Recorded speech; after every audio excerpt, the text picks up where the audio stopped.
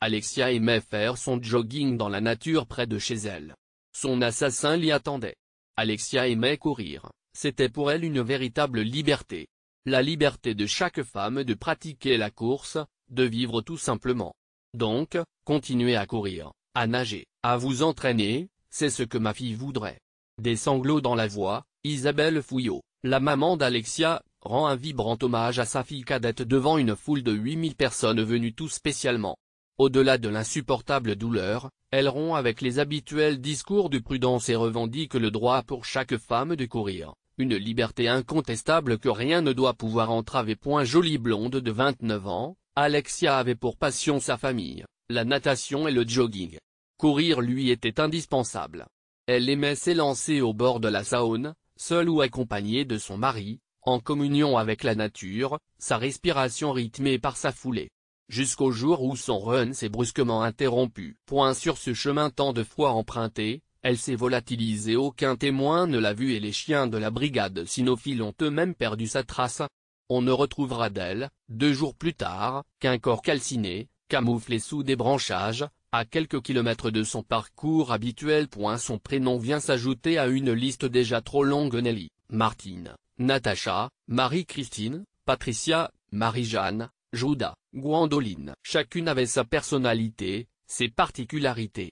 Mariées, en couple ou célibataires, elles avaient en commun le goût de l'effort qui emplit les poumons, exalte le plaisir de parcourir l'espace d'une foulée régulière et de sentir le battement de leur sang, témoignage de leur joie d'exister. Elles avaient entre 17 et 49 ans.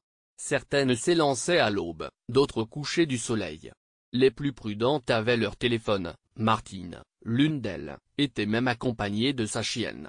Elles sont toutes tombées entre les griffes de tueurs, proies de pervers sexuels qui leur ont ôté la vie pour assouvir leurs sombres pulsions. Ces meurtriers ne dévoilent jamais leur motivation. Le marginal qui a supplicié, démembré et brûlé la jeune Marie-Jeanne Meillet affirmera ne se souvenir de rien. Il faudra plus d'1 an, et l'intervention désespérée du père de l'adolescente, pour retrouver son bourreau. Quant à Patricia Bouchon, 4 longues années ont été nécessaires avant de démasquer son agresseur. On compte souvent parmi eux des profils de violeurs, prêts à basculer et à devenir des tueurs.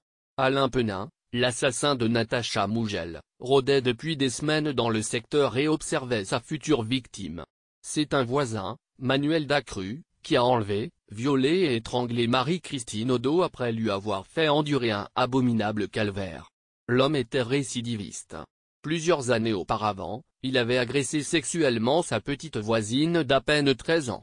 À 21 ans, le meurtrier de Martine Zhang, en 2007, avait déjà fait de la prison pour viol. Et que dire de Patrick Gâteau, qui avait été condamné à perpétuité avant de massacrer Nelly Crimel, avec son complice Serge Matet, pour lui voler 20 €? L'affaire, en 2005, avait d'ailleurs déclenché un scandale politique quand Nicolas Sarkozy, alors ministre de l'Intérieur, avait déclaré vouloir sanctionner le juge qui avait laissé ressortir le meurtrier. Pour mettre un terme à cette sinistre série, chacun y va de ses conseils. Ils sont souvent dérisoires et traduisent surtout l'impuissance et l'effroi. Les plus sensés préconisent de ne jamais courir sans son portable, de se munir d'une bombe à poivre, de se regrouper entre amis ou membres d'un club. Les plus catégoriques en viennent à recommander aux femmes de s'abstenir de courir, sous prétexte des risques. Pourquoi ne pas les exhorter à rester sagement chez elles et les accuser de porter des tenues en lycra, comme dans les années 1960 on fustigeait les mini-jupes de Marie Can. Pourtant, comme l'évoque un coach sportif de Charenton, les femmes qui pratiquent le running ne sont pas particulièrement provocantes. Certains costumes fluo peuvent être tape à l'œil, mais seul quelqu'un de perturbé peut trouver quelque chose d'excitant à ce sport. Rouge, essoufflé, transpirant, les cheveux collés, le jogging leur permet de maintenir leur forme et de perdre du poids. Les adeptes du footing sont loin, en plein exercice de ce sport, de penser à la séduction. Certaines de mes clientes se sont déjà fait importuner. Elles m'expliquent qu'une joggeuse se fait harceler, souvent, parce qu'elle a peur. N'est-ce pas cette odeur de la peur, qu'ils déclenchent chez leur proie, qui excite les prédateurs? Le village de Grès abrite-t-il un tel monstre?